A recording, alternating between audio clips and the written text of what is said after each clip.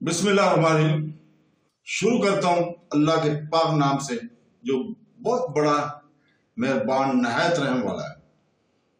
बहनों, भाइयों, दोस्तों और बुजुर्गों, आज की हम इस किस्त में हम इस्लामी लश्कर ईसाई सुल्तान की तरफ पेशकदमी का हजरत अबू अबैदा बिन जराह की क़यादत में दमिश्क, उर्दून और हमस पर कब्जे के हवाले से बयान करेंगे। तो दोस्तों, बहनों, भाइयों और बुजुर्गों, लोकस की मौत के बाद फिर वही हुआ जिसकी पेशीनगोई लोकस ने अपनी मौत से पहले की थी। अब इस्लामी लश्कर ईसाई सुल्तान की तरफ पेशकदमी कर रहे थे। फिर कुछ दिन बाद ही अमीनुल उम्मत हजरत अबू अबैदा बिन जराह की क़यादत में इस्लामी फौज ने दमिश्क, उर्दन, हमस पर कब्जा कर लिया। ये तमाम ईसाई इलाके कैसर रूम की हदूद सुल्तानत में शामिल थे। हजरत अबू अबैदा रज़ी अल्लाह ताला ने जजीरा लेके तमाम ईसाइयों को मुकम्मल अमान बख्शी और बराबरी के हकूक अदा किए। ना किसी औरत की आबरू रेजी की गई, ना किसी बूढ़े और बच्चे को कत्ल किया गया और ना इनके मकानों को आग लगाई। मुसलमानों के इस तर्ज अमल को देखकर ईसाई औरतें और मर्द आपस में गुफ्तगू किया करते थे, ये कैसे फाता हैं कि जिन्होंने हमारी इज्जत और आबरू को पहरान को चाक नहीं किया, हमें समान रसवाई के साथ बाजारों में नहीं फराया और हमारे मालो मता की तरफ देखना तक गवारा नहीं किया। जिंदगी की ये रहते हैं, ये अमन और सलामती या अदल और इंसाफ और ये मसावत तो हमें हर कुल आजम कैसर रूम ने भी कभी नहीं बख्शा था। दमिश्क, उर्दन, हमस की फतवात ने रूमी ईसाइयों की बदहास कर दिया। फिर मुकामी बशिंदों की एक बड़ी जमात कैसर रूम के दरबार में इस तरह दाखिल हुई कि इनके बाल बिखरे हुए थे और वो उस वक्त गिरबान चाक थे और सब के सब सर से पांव तक दर्द की तस्वीर बने हुए थे।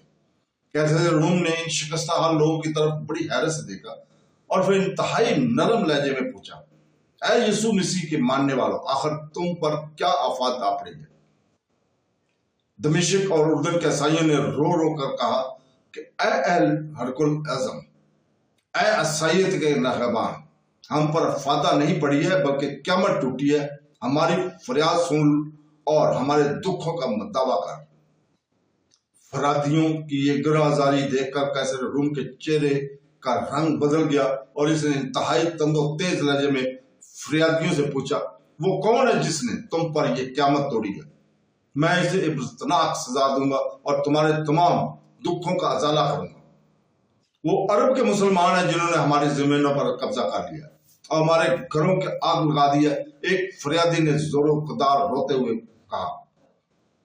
बूढ़े और बच्चे कत्ल किए जा रहे हैं। दूसरे फरियादी ने अचकियों से रोते हुए कहा, दुनिया का सबसे बड़ा झूठ बोला, ऐ हमारे बादशाह, सलीब की बेटियां बेअमान हैं और वो मुसलमानों के होश का निशाना बनेंगे। फरियादियों ने ईसाइयों की बर्बादी का नक्शा कुछ इस तरह खींचा कि कैसर रूम गजबनाक होकर अपने तख्त पर खड़ा हो गया और कहर आलूद लहजे में बोला, मैंने सलीब के बंदों की फरियाद सुन ली। तुमसे मेरा वादा है कि इस वक्त तक चैन से नहीं बैठूंगा जब तक तुम्हें तुम्हारी जमीनें वापस नहीं मिल जाएंगी। आज से तुम इंतकाइया में हमारे मेहमान होंगे। इस वक्त इंतकाइया कैसर रूम का दारुल हुकूमत था। फरियादी खुशी खुशी दरबार से चले गए। मुसलमानों के सिलसिले में इनके मकराना चाल कामयाब हो गई थी। कैसर रूम रात भर सुकून से नहीं सो सका। बार बार इसकी आंख फूट जाती थी और नजरों के सामने वजीर सुल्तानत लोकस का चेहरा उभर आता था। तुम सच कहते थे लोकस के मुसलमानों की यलगार ईरान की हदूद तक नहीं ठहरेगी। कैसर रूम बड़े हसरत ज़दा लहजे में अपने मरहूम सियासी मशीन को गायबाना मुखातिब करके कहता, काश तुम जिंदा होते और मशवरा देते कि ऐसी नाजुक सूरत में मुझे क्या हिकमत अमली इख्तियार करनी चाहिए। अलफर्ज इस कश्मकश में पूरी रात गुजर गई। फिर सुबह होते ही कैसर रूम ने एक खुफिया इजलास तलब कर दिया। इस इजलास में अमादीन सुल्तानत के साथ शहर के मुअज़्ज़ज़ और दानिशमंद अफराद भी शरीक थे। جب سب لوگ جمع ہو گئے تو قیصر روم نے حاضرین کو مخاطب کرتے ہوئے کہا، عیسائی اپنی تعداد میں اربوں سے کہیں زیادہ ہے، ان کے ہتھیار پرانے اور جنگی وسائل بھی بہت سے کہیں کم ہیں، دیگر سازوسامان میں بھی تم لوگ مسلمانوں پر فوقیت رکھتے ہو، مگر جب میدان جنگ میں ان کے مقام صف ارا ہوتے تو شکست کھا جاتے، آخر اس کی وجہ کیا ہے؟ قیصر روم کا یہ پوچھنا لہجے میں شدت ناگواری کا رنگ جھلک رہا تھا۔ ہرقل اعظم کا سوال سن کر سب نے سر جھکا لیا۔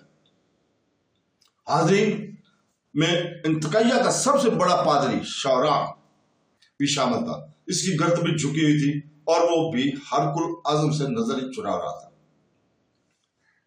قیصر روم نے پادری شورام کی اس کیفیت کا اندازہ کر لیا اور پھر بلند آواز میں اسے مخاطب کرتے ہوئے بولا، عیسائیوں کے عظیم مذہبی پیشوا، آپ خاموش کیوں ہیں؟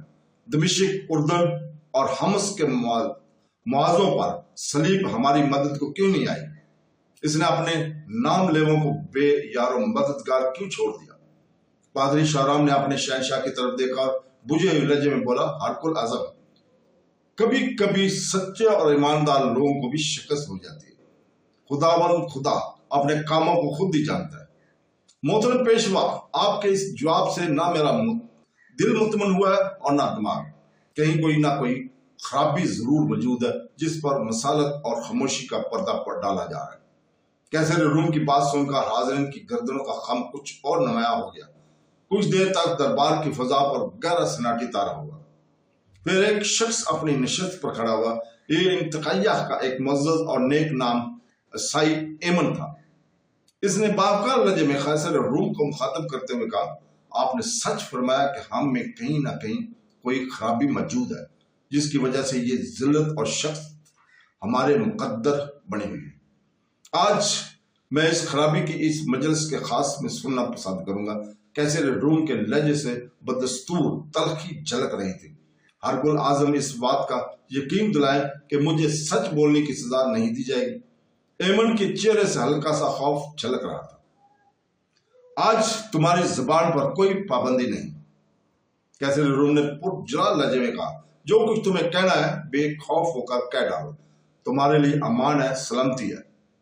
قیصر روم کی طرف سے اجازت ملتے ہی ایمن نے انتہائی پرسوز لہجے میں کہنا شروع کیا، ہرقل اعظم کو معلوم ہونا چاہیے کہ دمشق، اردن اور حمص سے آنے والے عیسائیوں کی جماعت کا ہر فرد جھوٹا ہے۔ یہ کہہ کر ایمن چند لمحوں کے لیے خاموش ہو گیا اور حاضرین مجلس کی دلی کیفیت کا جائزہ لینے لگا۔ اس خفیہ اجلاس میں موجود ہر فرد کے چہرے پر ایمن کے لیے نفرت کا رنگ جھلک رہا تھا، مگر قیصر روم کے چہرے پر غیر معمولی سنجیدگی طاری تھی۔ اس نے بڑے تحمل کے ساتھ اپنا دائیں ہاتھ بلند کرتے ہوئے کہا، ایمن، تم اپنا بیان جاری رکھو۔ دمشق اور اردن میں میرے بھی کچھ قریبی عزیزوں اور دوست رہتے ہیں، ان میں خوبصورت جوان عورتیں اور نوخیز دوشیزیں بھی شامل ہیں۔ 2 ہفتے پہلے ہی میرا ایک دوست انتقیہ آیا تھا اور اس نے مقدس باپ اور بیٹی کی قسم کھا کر بتایا کہ ان علاقوں میں تمام عیسائیوں کی جان اور مال اور عزت و آبرو مکمل طور پر محفوظ ہے۔ ایک بار پھر حاضرین مجلس کے چہروں کی رنگ بگڑ گئے اور ایمن کی زبان سے مسلمانوں کی وحشت اور درندگی کی فرضی افسانے سننا چاہتے تھے، مگر جب ایمن نے اپنے ایک دوست کے حوالے سے مقدس باپ اور بیٹے کو درمیان میں لا کر مسلمانوں کی بے مثال رواداری اور کیمرانہ عمل کا ذکر کیا تو ان کے سینوں میں نفرت اور عصبیت کی جاگ کے شعلے بھڑکنے لگے۔ اس کے برعکس قیصر روم کے چہرے پر حیرت اور سکونت کا رنگ نمایاں تھا۔ ایمن نے مختصر سے سکوت کے بعد دوبارہ سلسلہ کلام جوڑتے ہوئے کہا کہ ہرقل اعظم، میں نہایت اذیت و کرب اور مزاحمت کے ساتھ اس حقیقت کا اکشاف کر رہا ہوں کہ ہم میں سے اکثر لوگ شراب پیتے ہیں، دن رات بدکاریوں میں مبتلا رہتے ہیں اور وعدہ کر کے بڑی بے حیائی سے اسے توڑ دیتے ہیں، ضعیفوں کو ستاتے ہیں اور کمزوری پر ظلم ڈالتے ہیں۔ اس کے برعکس مسلمانوں کو یہ حال ہے کہ جب کسی سے عہد کر لیتے تو اسے نبھانے کے لیے اپنی جان تک دے دیتے۔ ان کا اخلاق ہم سے کہیں زیادہ ہے اور ان کا سلوک ہم سے کہیں زیادہ بہتر ہے۔ وہ رات کو عبادت کرتے ہیں اور دن میں روزہ رکھتے ہیں وہ کسی پر ظلم نہیں ڈالتے بلکہ اپنے بدترین دشمنوں کو بھی معاف کر دیتے ہیں۔